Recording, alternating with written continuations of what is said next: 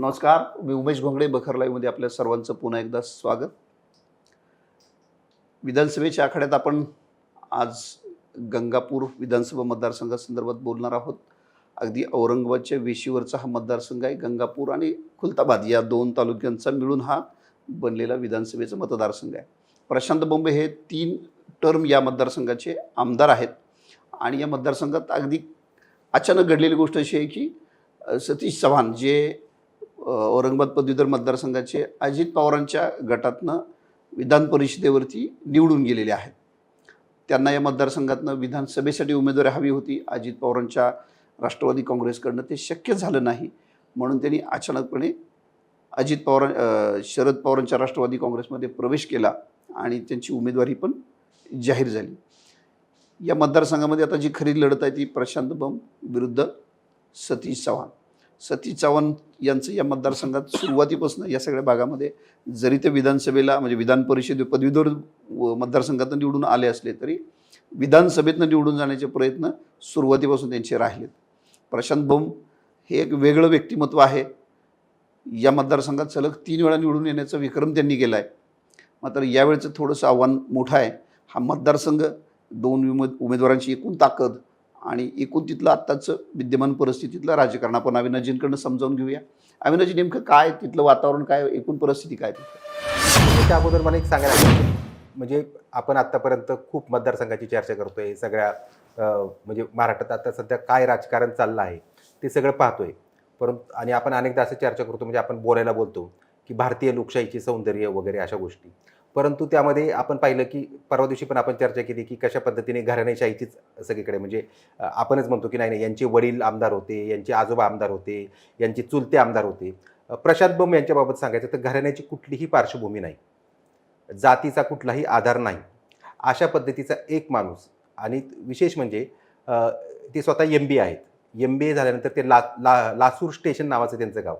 तर या गावामध्ये त्यांनी ग्रामपंचायतची निवडणूक लढवली, सदस्य झाले, त्यानंतर उपसरपंच झाले, त्यानंतर सरपंच झाले, त्यानंतर जिल्हा परिषद सदस्य झाले, त्यानंतर जिल्हा परिषदेच्या अर्थ आणि बांधकाम समितीचे सभापती झाले आणि त्यानंतर 2009 साली त्यांनी अपक्ष म्हणून आमदारकी लढवली. तेव्हापासून आत्तापर्यंत ते आमदार आहेत. म्हणजे याचा अर्थ की एखादा माणूस कसा म्हणजे प्रत्येक शिडी त्यांनी राजकारणाची चढलेली आहे. आणि हे सगळं म्हणजे मी मुद्दाम याचा उल्लेख याच्यासाठी करतोय की जातीचा आधार नाही. बंब आडनावाचा एक माणूस, बंब आडनावाचा माणूस मराठवाड्यासारख्या अशा ठिकाणी की औरंगाबाद हे आपल्याला माहिती आहे की औरंगाबाद शहर किंवा औरंगाबाद जिल्हा किंवा एकंदर मराठवाडाच हा सगळा असा जातीच्या बाबतीत खूप फोल्ट संवेदनशील. तिथला मराठा समाजाच्या भावना खूप संवेदनशील आहेत. आणि शिवाय दुसऱ्या बाजूला प्रशांत बंब यांच्या विरोधात कोण होते तर डोणगावकर, हे सगळे जे म्हणजे अगदी मराठा समाजाची तालेवार मंडळी, चव्हाण, डोणगावकर, म्हणजे हे अशोक पाटील मंत्री इथे होते, तर त्यांचे पुत्र त्यांच्या विरोधात होते, देवयानीताई डोणगावकर होत्या. तर ह्या सगळ्यांना ते पुरून उरले. फक्त आता एकच आहे की आत्ता सतीश चव्हाण यांनी अगदी त्यांचे आत्ता विद्यमान आमदार आहेत. म्हणजे खरं म्हणजे विधान परिषदेवर अजून त्यांचा कार्यकाळ भरपूर आहे. पदवीधर मतदारसंघाची निवडणूक होऊन काही फारसे दिवस झालेले नाहीत. पण ते आत्ता या ठिकाणी त्यांनी स्वतः उडी घेतली आणि ते शरद पवार यांच्याकडे गेलेत. तर त्याचं कारण मला असं वाटतं की जे मराठा आंदोलनाची सगळी धग आत्ता सध्या सगळीकडे जाणवते. तर या सगळ्या धगेवर आपण सहज निवडून येऊ शकतो. प्रशांत बंब यांना त्यांच्या जातीचा फटका बसू शकतो, असं एक त्यांचं गणित असावं. अगदी खरं. मराठवाड्यामध्ये जे कोणी मनोज जरांगेंचं जे काही आंदोलन आहे ते खूप, त्याची तीव्रता खूप आहे. आणि अगदी तोच मुद्दा अनेक ठिकाणी म्हणजे मराठवाड्यातल्या अनेक मतदारसंघामध्ये या पद्धतीनं अनेक ठिकाणी अनेक जण या संधीचा फायदा घेऊ पाहत आहेत.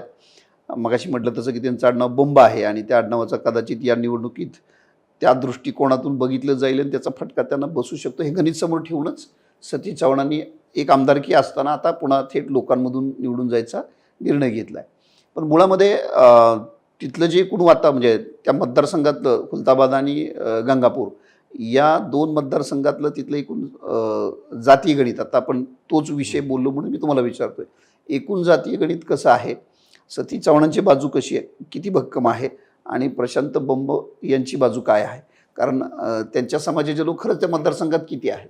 खरं तर त्यांच्या समाजाचे म्हणजे आपण महाराष्ट्रात कुठेच पाहिलं, म्हणजे अगदी फक्त पुण्यातला पर्वती मतदारसंघ हा एकमेव मतदारसंघ सोडला तर जैन समाज निवडणुकीवर प्रभाव टाकू शकेल असं कुठंच नाही. आणि ते साहजिकच इथेही नाही आहे. इथे म्हणजे हा खुलताबाद म्हणजे आपल्याला माहिती असेल की म्हणजे देवगिरी किल्ला आणि औरंगजेबाची समाधी वगैरे सगळा हा भाग जो आहे, तर इथे मुस्लिम समाज बऱ्यापैकी आहे. साधारणतः 16% मुस्लिम आहेत. त्यानंतर खालोखाल आहे तो म्हणजे अनुसूचित जाती, आणि मराठा समाज मात्र इथं खूप डॉमिनेटिंग आहे. आणि ह्या सगळ्या मराठा समाजात डॉमिनेटिंग असूनही बंब यांनी 3 वेळा निवडणूक जिंकली. तर त्याचं कारण काय आहे की ते बंब यांचं व्यक्तिमत्व जे आहे, तर ते खूप असं वेगळ्या पद्धतीचं आहे. म्हणजे त्यांच्या आत्तामध्ये खूप व्हिडिओ व्हायरल झाले होते की मै हू डॉन असं करत त्यांनी ऑर्केस्ट्रामध्ये नाचले होते. डान्स केला होता. त्याच्यावरून खूप टीकाही झाली, ट्रोल झाले. परंतु कसं होतं की अनेकदा अशा पद्धतीने ट्रोल झाले. म्हणजे मला एक आठवतं की गजानन बाबर नावाचे एक आमदार होते. हो. ते काय म्हणायचे की चांगलं द्या किंवा वाईट द्या, पण आमचं नाव द्या. तर तसं प्रशांत बंब यांचं आहे की म्हणजे काय टीका झाली तरी चालेल, परंतु त्याच्यामुळे नाव होतं. दुसरी गोष्ट म्हणजे त्यांनी एक गोष्ट केलेली आहे की मराठवाड्याचा जो समन्यायी पाण्याचा वाटपाचा जो प्रश्न आहे, तर त्याच्या विरुद्ध ते ह्याला गेलेले आहेत, म्हणजे न्यायालयात गेलेले आहेत. त्याची ती लढाई लढतायत. दुसरी गोष्ट म्हणजे गंगापूर सहकारी साखर कारखाना. आपण महाराष्ट्रात सगळीकडे पाहतो की अनेक सहकारी साखर कारखाने विक्रीला काढले. त्यांनी गंगापूर सहकारी साखर कारखाना सहकारी राहावा, तो खाजगी कोणाच्या घशात जाऊ नये, ह्याच्यासाठी त्यांनी खूप प्रयत्न केले. आणि त्याच संदर्भात त्यांच्यावर एकदा गुन्हाही दाखल झालेला आहे. म्हणजे तो खूप मोठ्या प्रमाणावर पैसे गोळा झाले आणि त्याचे काही हिशोब देता आले नाही, तर त्याच्यामुळे गुन्हाही दाखल झाला आहे. परंतु एकंदर मला असं वाटतं की अनेक ठिकाणी असं होतं की आपण प्रत्येक वेळेस जातीच्या चष्म्यातून पाहण्यापेक्षा कधी कधी केलेला विकास, एखाद्या माणसाचं काम करण्याची तडप, ही गोष्ट सुद्धा मला वाटतं महत्त्वाची असते. खरं तर पुरोगामी महाराष्ट्राची हीच परंपरा होती. जातीच्या पलीकडं राजकारणात बघितलं जायचं. अनेक उदाहरण आहेत. म्हणजे आपण कालचं एक उदाहरण मला वाटतं परांडाचं उदाहरण दिलं, तिथं ज्ञानेश्वर पाटील हे अगदी वडाप गाडी चालवणारा माणूस बाळासाहेब ठाकरेंनी आमदार केला. शिवसेनेत तर अनेक असे लोक आहेत की जातीचा काही संबंधच नाही आहे, पण ते आमदार झाले. पण मला हा उल्लेख मी आता या मतदारसंघाच्या अनुषंगाने यासाठी करतोय की आपल्या महाराष्ट्रातलं एकूण राजकारण हे मराठा बेस असलं तरीसुद्धा इतर जातींवरती अन्याय झाला आहे असं कधी महाराष्ट्राच्या राजकारणामध्ये मागं बघितलं तर झालेलं नाही आहे. कारण सगळ्यांना सामावून घेणारं राजकारण महाराष्ट्रातल्या या आधीच्या पिढ्यातल्या राजकारण्यांनी केलेलं आहे. मात्र आत्ता गेल्या 4-5 वर्षातलं जे वातावरण आहे ते खूप एका विशिष्ट जातीचं डॉमिनन्स, किंवा आपण आता एकूणच सगळ्या मतदारसंघाच्या ज्या चर्चा करतो याच स्वरूपाच्या आहेत. आता तुम्ही म्हटलात की पहिल्यांदाच बंबांना त्यांच्या जातीची आडनावाची अडचण होऊ शकते अशी आत्ताची निवडणूक आहे. बरोबर. मला असं वाटतं की ही निवडणूक खूप म्हणजे आत्ताची निवडणूक जी आहे, तर ही ठरवणार आहे की पुरोगामी महाराष्ट्रामध्ये खरोखरच जात पाहिली जाते का. कारण जेव्हा महाराष्ट्राची निर्मिती झाली तर तेव्हा यशवंतराव चव्हाणांना प्रश्न विचारला होता की हे राज्य मराठ्यांचे की मराठांचे. तर यशवंतराव चव्हाणांनी सांगितलं होतं की नाही, मराठांचे राज्य, म्हणजे मराठा समाजाचं राज्य आहे, मराठ्यांचे राज्य नाही. कारण काय आहे की साहजिक आहे की मराठा समाज हा इथे डॉमिनेटिंग आहे. परंतु आपण केवळ जातीच्या चष्म्यातून जर पाहून जर राजकारण केलं तर मला वाटतं ते चुकीचं ठरतं. आणि हे अनेक, आता आपण पाहिलं की अनेक ठिकाणी असे उमेदवार दिलेत, म्हणजे दोन्ही बाजूने देत, काय फक्त आपण एकाच महाविकास आघाडीला काय त्यात दोष देण्याचा अर्थ नाही आहे. दोन्ही बाजूने ते जातीचं गणित पाहूनच उमेदवार दिलेत. आणि मला असं वाटतं की ते जातीचं गणित पाहून उमेदवारी देताना कधी कधी चांगल्या उमेदवारांवर अन्यायही झालेला आहे. बरोबर, अगदी खरं आहे. हा जो एकूण मतदारसंघ आहे अशा स्वरूपाचा आहे, जातीच्या पलीकडे जाऊन एक आमदार, बंबांसारखा आमदार जो अत्यंत जातीच्या पातळीवर विचार केला तर तो अत्यंत अल्पसंख्य, आणि तरीसुद्धा सलग 3 वेळा आमदार म्हणून निवडून आले आणि चौथ्यांदा पक्षाने पुन्हा त्यांच्यावरती विश्वास दाखवला. याचा अर्थ 3 वेळा 3 टर्ममध्ये त्यांनी अत्यंत उत्तमपणे काम केलं असावं. आता मात्र एकूण जे काही या सगळ्या आंदोलनाच्या पार्श्वभूमीवरती सगळा जो काही जातीचा रंग आलाय सगळ्याच मतदारसंघात आलाय, तो या मला असं वाटतं आणखी एक फक्त त्यात सांगायचं राहिलं की या मतदारसंघाचं आणखी एक वैशिष्ट्य म्हणजे ते आपण अजित पवार हे आपण राज्यातले राजकारणातील अत्यंत चाणाक्ष राजकारणी समजतो, धूर्त राजकारणी समजतो. परंतु अनेक लोकांनी त्यांना फक्त कशा पद्धतीने वापरून घेतलं. म्हणजे जेव्हा अजित पवारांचं बंड झालं तर त्यावेळेस अनेक जण त्यांच्या सोबत गेले. म्हणजे उदाहरणार्थ आता राजेंद्र शिंगणेंचं परवा दिवशी आपण चर्चा केली होती. सत्तेचा वापर करून घेतला वर्षभर, जिल्हा बँकेसाठी मदत करून घेतली आणि ते मदत करून घेतली आणि ते आता परत गेले. सतीश चव्हाणांचं इथेच, सतीश चव्हाणांनी अगोदर अजित पवारांच्या माध्यमातून सतीश चव्हाणांची उमेदवारी जी जाहीर झाली तर ती उमेदवारी म्हणजे त्यांना करावीच वाटली. त्यांनी अजित पवारांच्या माध्यमातून प्रचंड निधी आणला, गावोगावी त्या निमित्ताने त्यांनी कार्यकर्ते तयार केले आणि आता ते अजित पवारांच्या विरोधात गेले. अगदी खूप छान मुद्दा आहे हा.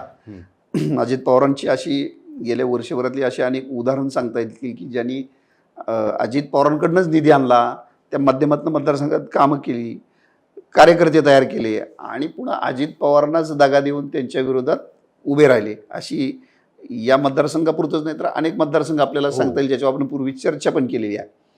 या मतदारसंघात आपण आज इथंच थांबूया. पुन्हा भेटूया उद्या नव्या मतदारसंघाचं. धन्यवाद.